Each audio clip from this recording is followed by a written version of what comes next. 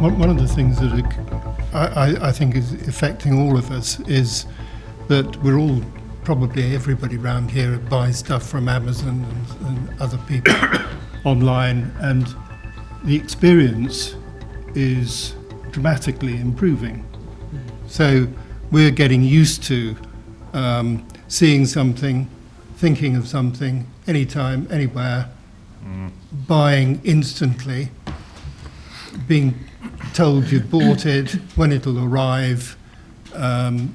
You're getting used to the fact that you get a ping and it's in reception. Then you get another ping, which is you might want to buy this too. Yeah. And I think this is affecting all of us. So whether it's a merchant or a supplier, the way we buy and sell is completely different. And it's getting closer and closer and faster and more instant. And I just had to think of myself the other day. I saw somebody said something, put it in, oh, that's good, bought it, got the ping. That was, 3 minutes? And, we can say, oh, well, that's books, clothes, music, etc. Actually, it's not. It just happens that way. And we worked with a company who did doors, and they decided how they're going to get to their people. They decided actually they're going to go direct, not because they had a thing about intermediaries, just that the kind of relationship they wanted to reach through to customers, bring them to the installers, bring them together and do it and speed up the whole process and things. And I think this is going to happen whether we like it or not. And whether it happens, well, it is happening. Yeah. I mean, whether it's a manufacturer who breaks relationships and thinks, I've got to do this, or whether it's a merchant who decides, I've got to integrate this and do the whole thing we sell. It's like Screwfix galloping away. What was it, 25% up last year? Mm-hmm. It's just... But there are independent merchants showing even greater growth than that. Yeah, I'm not saying that, but the point is... So it's not purely internet-based businesses that are showing that kind of growth, Mike? Well, that's not a purely internet business either. I mean, I think I've sat in on merchant discussions where there's sort of, how are we going to actually do this and integrate it so people can buy, whether it's click and collect, buy from in-store, sort out the prices. Most of Screwfix's growth has come from their real-life stores, and whether that's people going in and purchasing or click and collect, that's where most of their growth has come from. And I think we all believe click and collect is the future. It's not a. So which merchants business. are doing it? It has to be, and the really progressive merchants are investing in click and collect. Again, as the BMF, what we're trying to do is raise this whole issue. Sorry, John. Who? Because I'm not aware of any. Well, Travis Perkins, for example, investing very heavily in click and collect. I was with Andrew a couple of weeks ago, and they're going to make 25,000 SKUs available to any builder that can order online, check the stock of the nearest branch.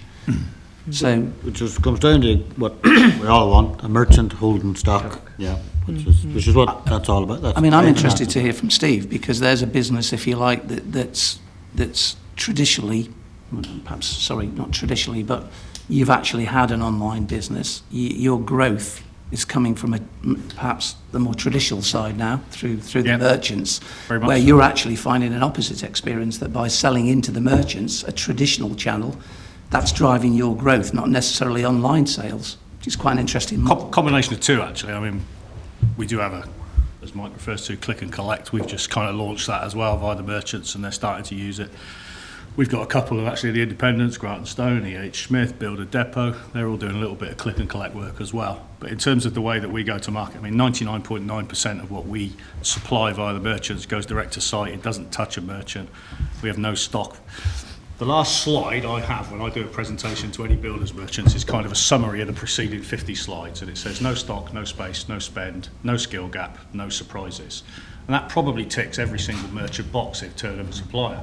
Wow, I've got no stock, I've got no spend, you're not going to take up any space, you're going to close the skill gap that exists at my counter level. Do you respect why you're bothering to talk to them then? Because you don't need them. From John, I'll tell you the very simple answer to that question for us is that a large chunk of what we do goes through the NMBS, so I'll get that debt covered. So it's banking facility. It's the credit facility of not dealing with 50,000 on-site builders who may not pay me.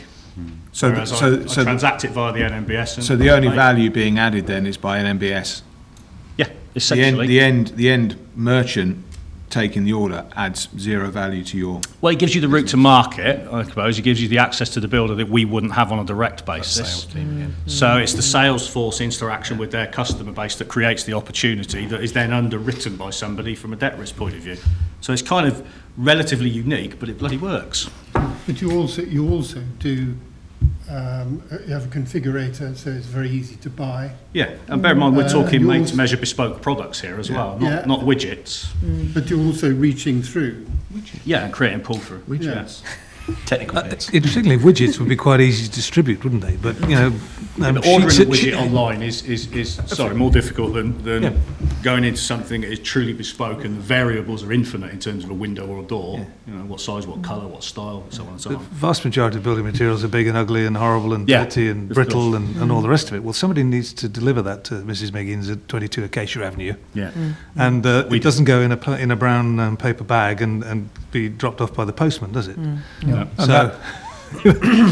Talking very parochially about insulation, the reason it's not attractive to that kind of process is because of the volume it takes up in a distribution centre, the cubic meterage it takes up versus the value in that cubic meterage doesn't get anywhere near Andy's product or power tools or taps or anything like that. So nobody wants to put it through that kind of distribution network. But to Peter's point, you know, on the housing, somebody will make it work. If Amazon want to make it work, they will make it work.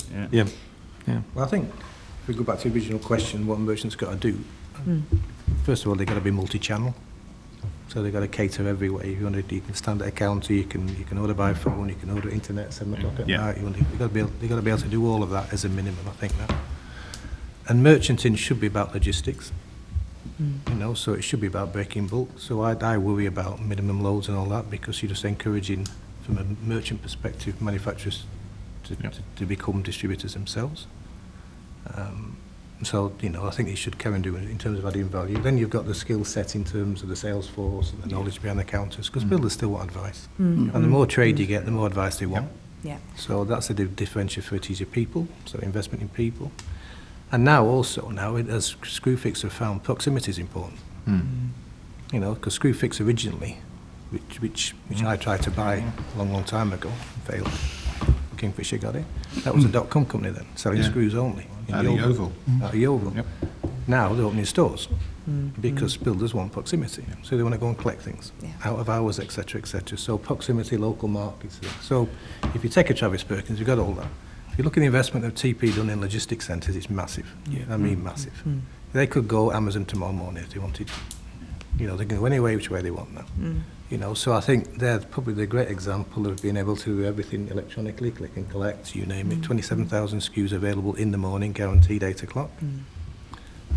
From a manufacturer's viewpoint, I think it's still the most profitable route for manufacturers through merchants. If you look at your customer profitability, you know, because going direct to house builders ain't that profitable, generally, for manufacturers. If you look at the retraction coming back on some of the Lintel boys, etc., from that, I think they found that out in terms of the prices, etc. So I think generally, it's generally the most profitable route.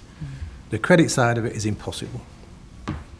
It's impossible. And merchants do a good job at that. If you look at the bad debt ratios, you know, 0.6 is typical for the last 50 years. They do a great job at giving credit. And most of these customers would not be in business unless merchants give them credit. Yeah. Yeah. No, that's You know, true. so, you know, without all of that infrastructure going on, you talk about the small jobs, the RMI jobs particularly, where the bulk of the profit is made, not the new housing, etc., which is, you know, a different segment altogether. But the white vans in and out of the builder's yard, you know, 3-4 times a day, you know, the disorganised bunch, they don't know what they're doing next week, it depends on the weather, etc., etc. So from coping from that from manufacturing in terms of a .com, I think would almost be impossible, because you won't be fast enough for it, I don't think. You know, because they'll change at 5 o'clock last night to 8 o'clock in the morning in terms of what they want.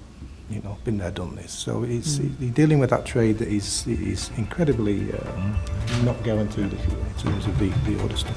You get to specialism, it becomes a bit more organised, a bit easier. You know. So the specialist trades, I think, are different. But you're talking generalists, they've got to be multi-channel. And they've got to break, but they've got to hold stock. I agree with everything you said.